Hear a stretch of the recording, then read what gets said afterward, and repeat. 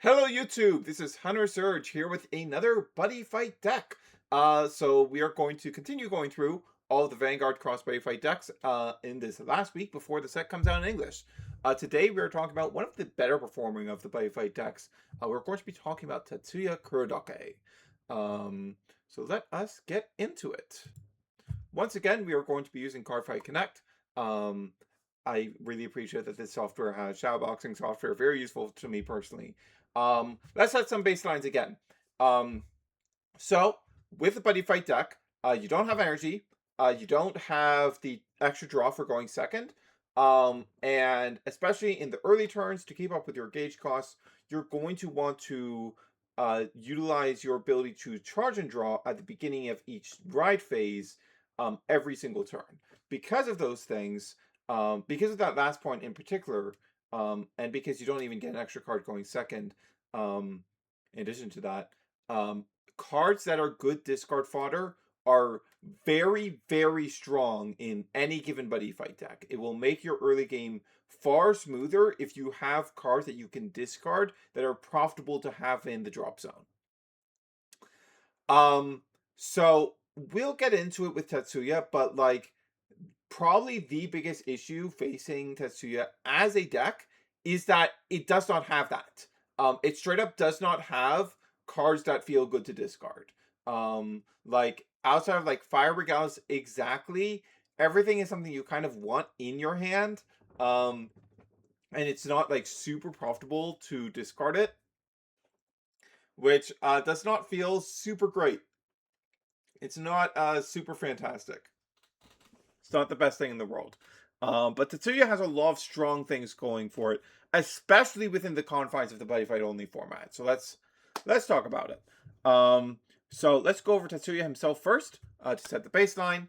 So Tatsuya allows you to play 2 orders every turn, but they cannot be orders with the same name.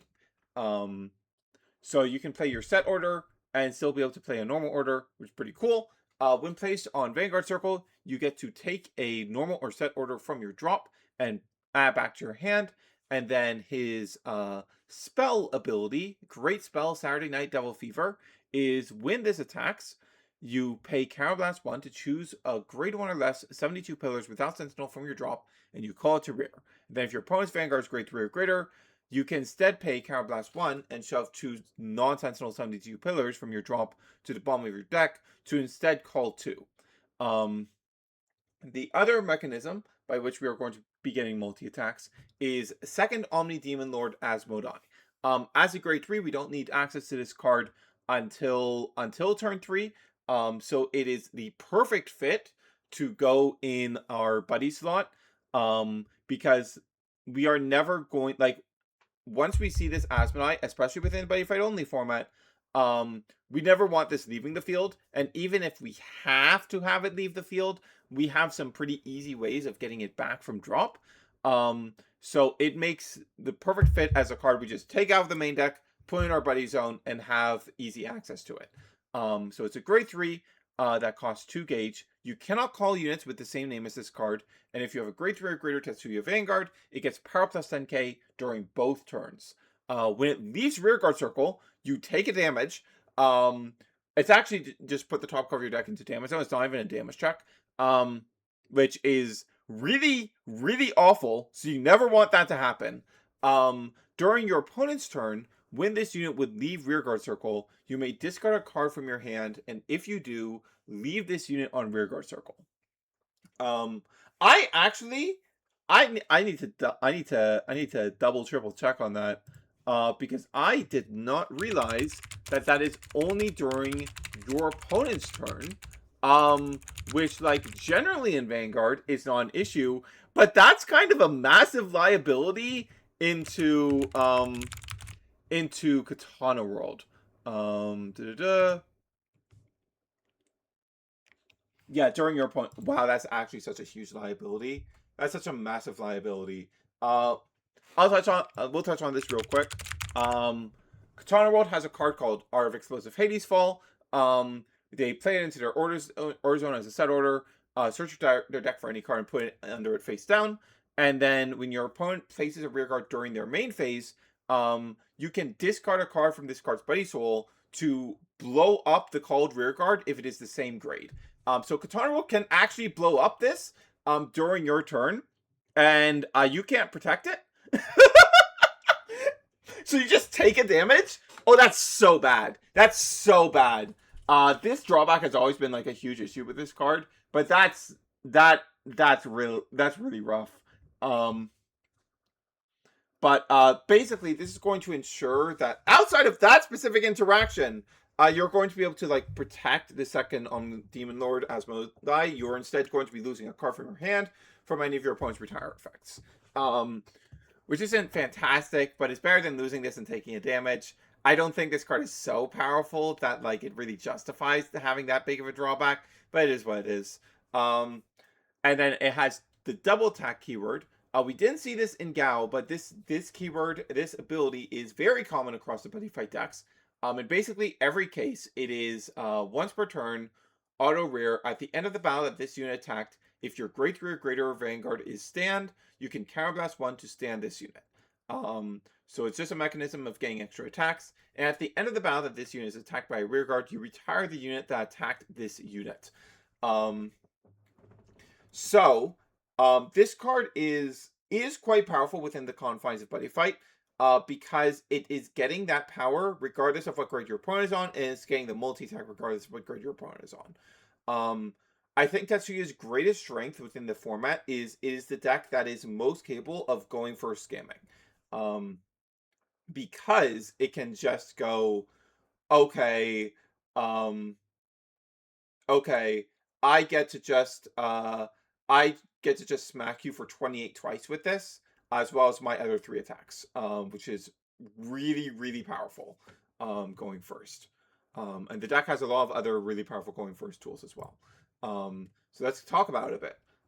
We are going to be running a rather large roster of Asmodais, because the main reason for this is because of Let's Play Asmodai, which is a grade 1, that when it's placed on rear, you get to take an Asmodai from your drop and put it face down into your gauge. This is super good for our gauge resources, so we want a ton of Asmodais so that this is consistently live. Also, when it intercepts, if you have a Vanguard with Tatsuya instant card name, this unit gets healed plus 5k. You're not going to be using that very often. We have Demon Lord Asmodai, which gives us some really awesome turn 1, turn 2 early game plays. When it's placed on rear, you can counterblast 1 and either choose one of your opponent's circles and retire all rear guards on it, or search your deck for a 72 Pillars order card, reveal it and put it into your hand and shuffle your deck. Then, when it attacks a Grade 3 or greater unit, if you have a Grade 3 or greater Tetsuya Vanguard, it gets power plus 5k, and then it gets another power plus 5k if you have second Omni Demon Lord Asmodai. So once your opponent's on grade 3, this is your secondary attacker, and it's a good early game card as well. One of the main things this is going to be searching is Noisy Danceroom, which is a set order with the 72 Pillars attribute. If you have a grade 3 or greater Tetsuya Vanguard, all of your front row 72 Pillars get intercept and power plus 5,000.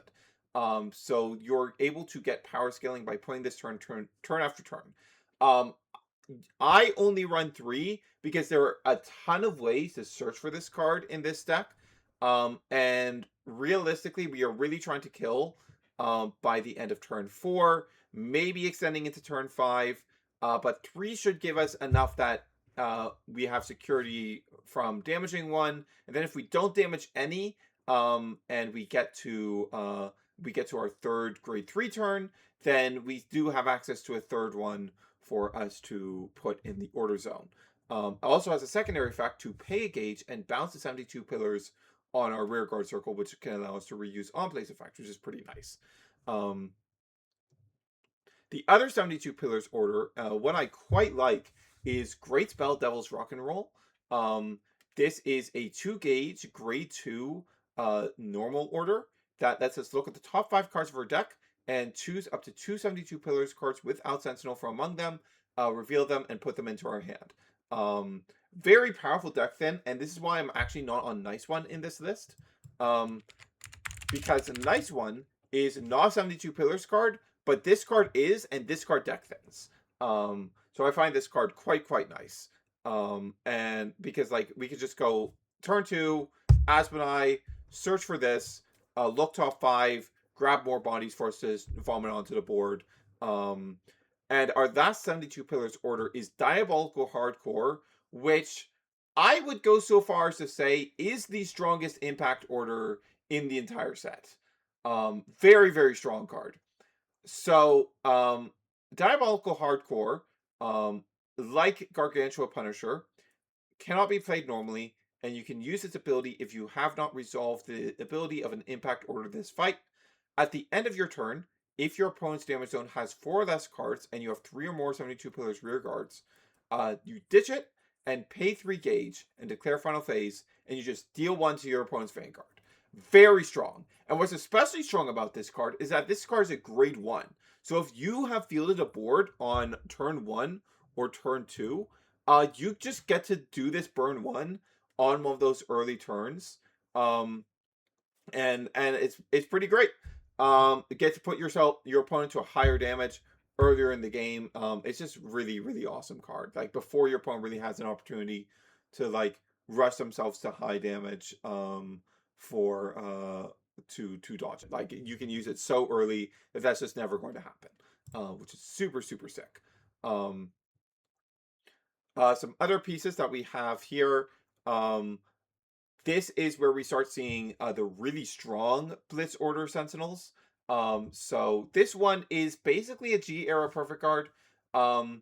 It's a Blitz Order Sentinel, and then you choose one of your units, and it cannot be hit until end of battle.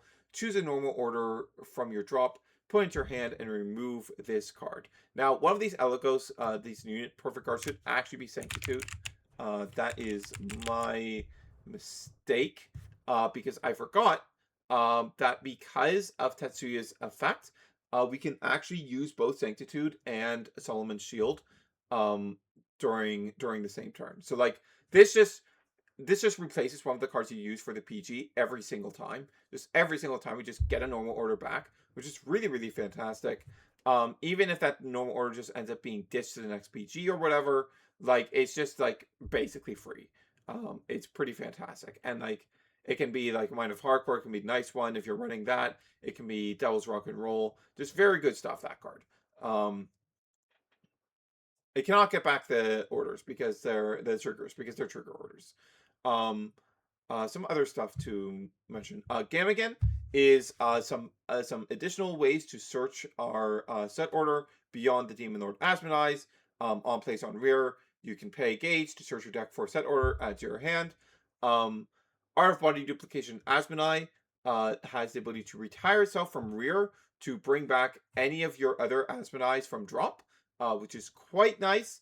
Not so good that like it really turns Asmonais into good discard fodder, but still quite nice. Yeah. And then we have Dance Asmonai. You're really only going to be using this in the early game because it's a grade 2 that thus cannot be called by the on-attack effect of Tatsuya. But it is pay a gauge when it's placed on rear, draw a card. So this just gives us good draw power in the early game, just replaces itself. Really helps us to shit out an early board, no problem. And then what else is there to talk about here? That's basically it. If my understanding of, if our current understanding of the Buddyfight event rules is correct and we can't use Fire Regalis there, then I would put in the 4th copy of Body Duplication just for more Asmonai names, and to have more consistent access to reviving all of these. Or 3rd Gamagan would work well as well. I also never talked about the ride line. It's just a pretty basic good ride line. The grade 1 is when it's run on top by the grade 2. You get to look top 5, add any order or 72 pillars without Sentinel from among them to your hand. And the grade 2 is when it's rode upon by the grade 3. You look top 7, choose up to 272 pillars without Sentinel from among them, put one to hand, and discard the other. Very solid ride line. Very good stuff. Also, you might notice in the trigger orders, we actually have a split among our critical triggers. We are running 2 Ultimate Buddy, 3 Trio, and 3 Bassin Caps. Honestly, this can be 4 Bassin Caps, 4 Trio. I don't think Ultimate Buddy is really ever going to come up in this deck, but it can be nice. But this is Magic World is a case where like all the critical trigger options have like effects that are useful enough in a niche, and because of this effect that you can play 2 orders that Tetsuya has, it is much easier to weave them into a combo, into your turn. What am I talking about? Not combo. We're not playing Yu-Gi-Oh. But Bouncing Caps is a 2-gauge order to retire one of your opponent's grade 2 or greater rear guards. And Trio is a Counterblast 1 order to take any unit from our drop and revive it. Not super efficient cards. They're not things that we are jumping through hoops to use, but they are effects that we are more than happy to just have incidental access to in our deck via our orders. The heal is probably the best heal in the entire nation. So Chillax is during when you put on Guardian Circle, you can pay a gauge, and then you, the player, get the effect that the next time your unit is attacked, it gets power plus 5,000, and then you lose this ability. So this is effectively like a 20k shield across the course of the turn. Of course, there's play around for this where like your opponent like is going to swing with something next that they know you want to guard. They can do that kind of line. But it is still like, sorry, that you don't want to guard, that you want to take, because like say the other strings are going to all have crit pressure, and this is the one that you can safely take, stuff like that. But it's still just like just a very useful effect to have, and by far the most useful of the heal trigger effects in this set. And that is the full breakdown of the deck. By far is the deck that has the weakest discard fodder, which makes it can make its early game discards really rough. And there isn't quite enough drop toolboxing to like really help make up for that, which is a real weakness of the deck. In main format, this deck really isn't viable for anything above fun decks. Because second Omni Demon Lord Asmodai just hard loses to heavy removal, or alternative removal. Like, does this, I don't think this works on lock. I don't think this works on lock. So you just get locked, and you lose from that. You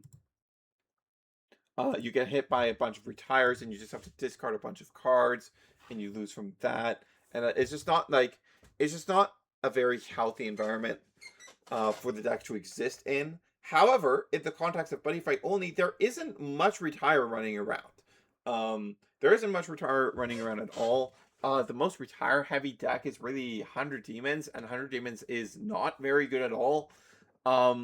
So you really get off scot-free. However, as mentioned, Asmodai does, if you are against a Katana World opponent that is smart enough to recognize the Hades Fall interaction, you are just going to have to eat a damage, or you're going to have to massively hamstring your capacity to put up a good turn. You will still be able to get the second Omni Demon Lord back, unless they set up multiple Hades Falls, in which case you're just cooked. But into basically everything else, and even into Katana World, you have by far the strongest going first in the game. You're the one that has like actual power scaling that the other decks don't have. Like you have plus 20k to your front row on your turn 4, assuming you Persona Ride, which is pretty nice. You don't have a Vanguard effect that lets you just passively buff every turn, even if you don't have Persona Ride, which is a bit unfortunate. So you're even more reliant on Persona Ride than the other Buddyfight decks, because you're not really getting any main phase plus from your Vanguard if you don't. And you don't benefit from Soul Guard. So like the little retire that is available in the format is much more impactful on you overall if they potentially go for your other stuff. Maybe go around your second Omni Demon Lord and just go, I'm just going to clear your other stuff and force you to replace everything. But this deck does have, this deck does feel super solid as a pick for the Buddyfight only format. Gao is something that like is like probably still not a great pick, but has like a niche this is a deck that like you should definitely be preparing to go up against if you're attending any of these buddy fight tournaments. So let's get into some board state representation.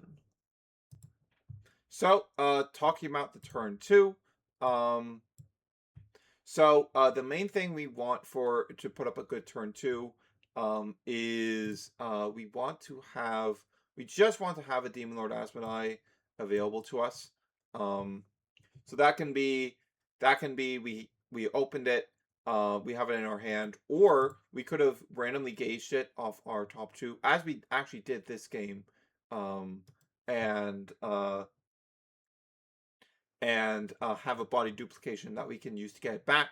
Of course, the on ride, when you ride on pawn effect of our grade 1 ride line, lets us look top 5 to find it. So that's pretty great. So we want to be able to go Aspenai, Counterblast 1, and that's going to let us get the Rock and Roll, which at grade 2 we're going to be able to play by paying 2 gauge. Typically we're going to want to try and get a Asmodai in our drop with that. Let's see what kind of thing we're going to find here. So yeah, like everything in the deck that is not your Sentinels, your Triggers, and your Persona rides, as well as your Regalis piece. So about 27 cards in your deck are going to be 72 pillars. So most of the time, you're going to hit 2 targets on this until you've deck thinned more. But this helps you do deck thinning, which is really, really great. So in this scenario, we get to go, okay, I'm going to grab Gamagan.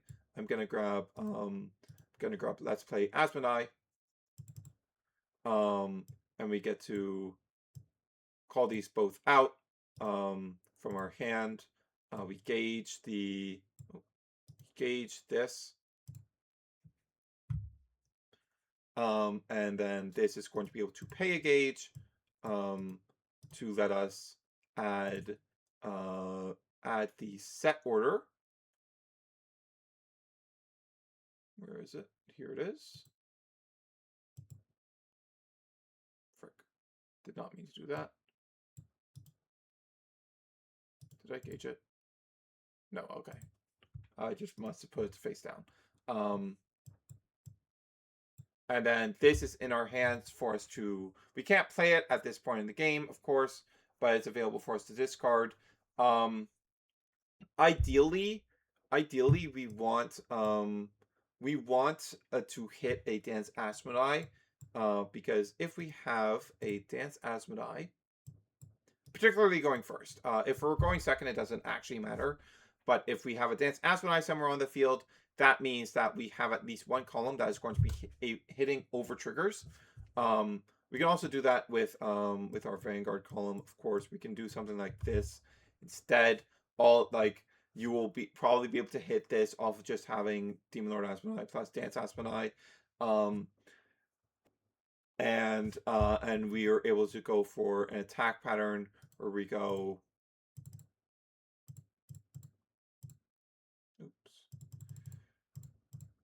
We're able to go swing in for 8, swing in for 18 with drive check, and swing in for 18 without drive check, but with the pressure from whatever we checked. So that's really good early game going first, at least. Going second, we don't have any power gain, so we have really no capacity to insulate ourselves against our opponent hitting damage triggers. But it is what it is. We build this board for basically free, so it's fine. It's fine overall. And then going into the turn 3, let's assume we lose both of these. And of course we can also, as mentioned before, especially if we already have the rock and roll, or if we hit it off of rock and roll and we have enough gauge in rotation already, we can on turn 2 just drop the Diabolical Hardcore and deal another damage to our opponent, which does help us get in more damage early, and put more pressure on our opponent. even if our opponent hits a damage trigger on this turn. Also, by nature of how many grade 1s we are running in this deck, we are able to, going second, tri-lane on turn 1 pretty easily. You won't be able to use Dance Aspeni's effect. However, because Noisy Danceroom has its bounce effect, we can always just like use be able to bounce it back to hand to use this effect later in the game with Noisy Danceroom, which is pretty nice. So going into turn 3, we're able to ride up, of course. We're going to assume we have taken at least 1 more damage.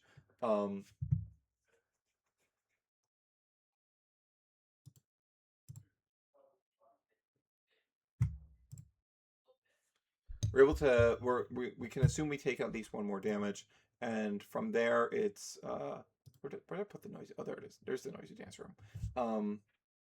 So from there, we of course have the effect of the grade 2, which we will always want to resolve first. That lets us look top 7 to find 272 pillars, dump 1 of them, add 1 of them to our hand. And then we are able to discard this Noisy Danceroom when we're riding up, because we're just going to be able to add it back with Tetsuya. So that's the one time we get like some really solid discard fodder. We can also go for the rock and roll if we want to deck thin more. But typically you'll want this this scaling, and then we're going to be able to pay the 2 gauge to bring out this while countercharging because it's a buddy call.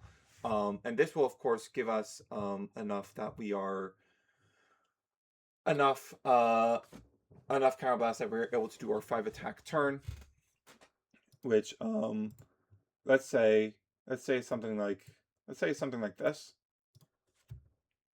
Just like whatever grade 1s, doesn't really matter. Our front will have plus 5k power, and Aspenai himself will have plus 10k on top of that. So we will get to go, we would typically want to go with the 15 first over here. Dance Aspenai is ideal because it's 10k base, and this will hit for 2 stages immediately, can't just be 5k guarded. Then we swing in with this. We counterblast 1, restand 28 on our opponent's grade 2, and it's going to be able to swing again. Then this goes in for 26, which is a nasty number when your opponent's on grade 2. Counterblast 1 and get back grade 1 that we're going to call here is going to have the immediate power bump from Noisy Danceroom. So this column is going to be 21 to hit 3 stages. And of course, if our opponent is already on grade 3, Demon Lord Aspenai is going to be getting a plus 10k buff. So this will still be hitting for good numbers at 31 or 23 beforehand. Yeah, it's solid numbers. It's very, very solid numbers. A big part of why we want 4 Demon Lord Aspenai, beyond the fact that it's really good in the early game, is the fact that we ideally want to have multiple in rotation so that we can use one for our pre-Vanguard rearguard attack on this side, and then have another in our drop for us to call over with for both of those front row attacks to be Demon Lord Aspenai that have the plus 10k. That's really what we want to be aiming for in that scenario. Of course, when you're going first, there's some other things that you can leverage. The main 2 things would be Gamagan and Aspenai. Let's play Aspenai's on places. So neither of them care about where they're coming from. So if you call them as the card you call off Tetsuya's on attack, you will get to search for a set order, or you'll get a gauge. And that'll give you just a little bump in resources to prepare for the next turn. And of course, on the follow-up turn, we will have 2 more damage. Now this is the point where we do have to take 2 more damage, so we're hoping we don't get damage starved. But so we have another Noisy Danceroom ideally, and And the setup instead looks like this with the Persona ride and the additional +5 from the second Noisy Dance Room. And then this over here is going to have an additional +10k of its own. And let's assume at this point we have hit at least one more copy of Demon Lord Asmodai.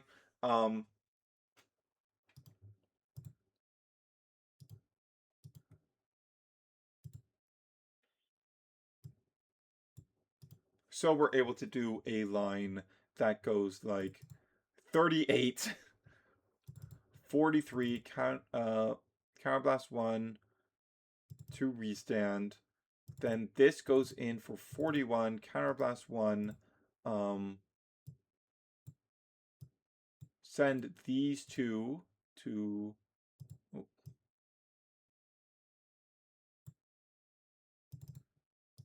These two go to bot deck. This would actually be boosted, sorry. So this would actually be 46. So it's matching the number that this is putting up. And then you're able to go this and this. You get an extra gauge out of that. This gets +10k power on attack. This gets its 2 checks. And then this is going to swing in for 46. And this is going to swing in for 51. The numbers are nutty. The numbers are very, very good. You don't have any of the fancy like crit pressure stuff that's going on with Gao or the Sentinel restricts. But the stuff that you're able to do here is like very, very strong and puts a lot of pressure when you win the die roll. When you lose the die roll, it's not going to be as good because like you're not able to bully a 10k Vanguard. And it's just not as impressive in that scenario. But the numbers are still quite good. And like definitely if you're going to play this deck into a Buddy Fight only tournament, be super prepared for Katana World. Like make sure you know what you need to do into that matchup, because the Hades Fall weakness of second Omni Demon Lord, as well as like all decks, there's a restanding, like all the Buddy Fight decks, there's restanding here for your multi-attacks, this time in the form of second Omni Demon Lord Asmodai, and that is very weak to Snake Gaze that Katana World has access to, and is going to be able to loop over and over again for effectively extra PGs. So be aware of those two things into the Katana World matchup in particular. But otherwise, like the other top decks that are running around in the Buddy Fight only format, that's really Tetsuya and Ein. They don't really have any retire. It's really the lower tier decks that have access to retire. So in this format, you really don't have to worry about your second Omni Demon Lord being threatened and forcing you to discard. Outside of exactly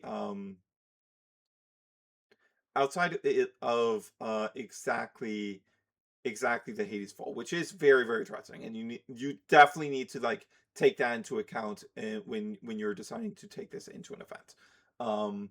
But that is going to be it. That is everything for Tetsuya. I hope you all found this informative.